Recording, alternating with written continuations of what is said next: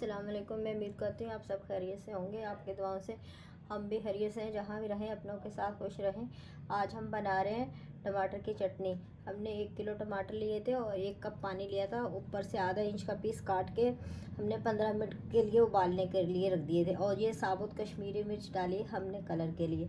अब इनको 1 घंटा हमने रख दिया था ठंडा होने के लिए। अब हम इनको कर लेंगे हैंड ब्लेंडर।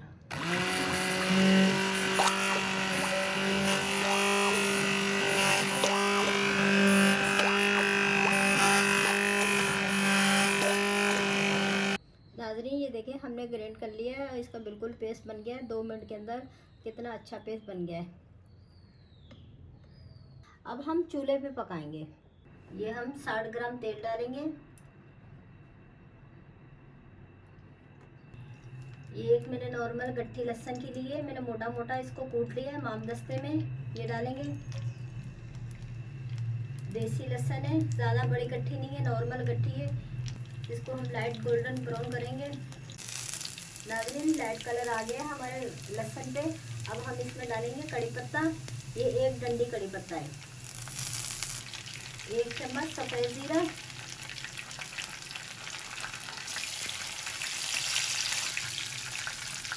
1 चम्मच कुटी हुई मिर्च,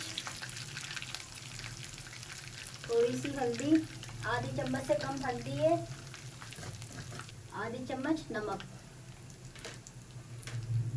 आप अपने टेस्ट के मुताबिक नमक डाल सकते हैं, मिर्ची भी डाल सकते हैं, कम भट्टी आप कर सकते हैं। बस 1 मिनट तक हम फ्राई करेंगे मसाले के साथ। 1 मिनट तक हमने मसाले के साथ फ्राई कर लिए। ये हमारे पास जो हमने पेस्ट बनाया हुआ है ये वो है। ये अब हम डालेंगे इसमें।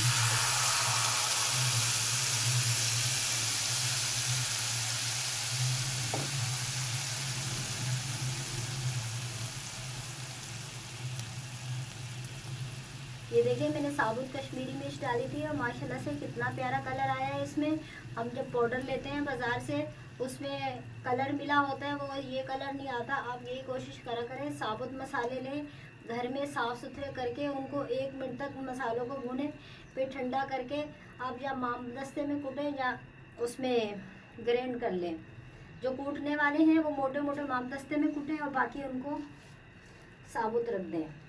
जो पाउडर बनाना है वो आप थोड़ा सा उसमें ग्राइंड कर लें। बस इसको हम पकाएंगे, 10 मिनट तक पकाएंगे।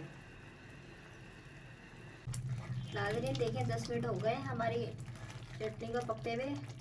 साइडें छोड़ दी हैं। जितनी लिक्विड सही है आप अपने हिसाब से जितनी लिक्विड रखना चाहते हैं रख सकते हैं। ये मेरे पास मलीर मिर्चें 6 मिर्चें हैं, ये डालूंगी मैं। और टमाटर जब आप लें कच्चे पक्के टमाटर लें, फुल पक्के में नहीं लें। कच्चे पक्के टमाटर लें, उसकी चटनी आपकी बहुत अच्छी बनेगी।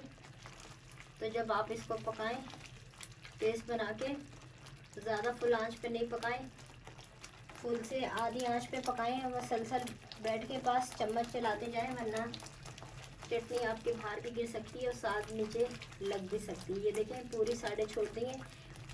30 सेकंड पकाऊंगी, मिर्चों का कच्चापन ख़त्म हो जाए। अरे 30 सेकंड हो गए, ये देखें मिर्चों का भी कच्चापन ख़त्म हो गया। अब हम चूल्हा बंद कर देंगे। अगर मेरी वीडियो अच्छी लगे सब्सक्राइब कीजिएगा, शेयर कीजिएगा, लाइक कीजिएगा। आप इसको चटनी के साथ, पराठे के साथ खा सकते हैं, दाल रोटी के साथ खा सकते हैं, चावल के साथ खा सकते हैं, हर चीज़ के साथ आप इसको सर्व कर सकते हैं। तो आप ज़रूर ट्राई कीजिएगा। कमेंट में बताइएगा आपको कैसी लगी रेसिपी। और इंशाल्लाह ताला नई रेसिपी के साथ मिलते हैं। अल्लाह हाफिज़।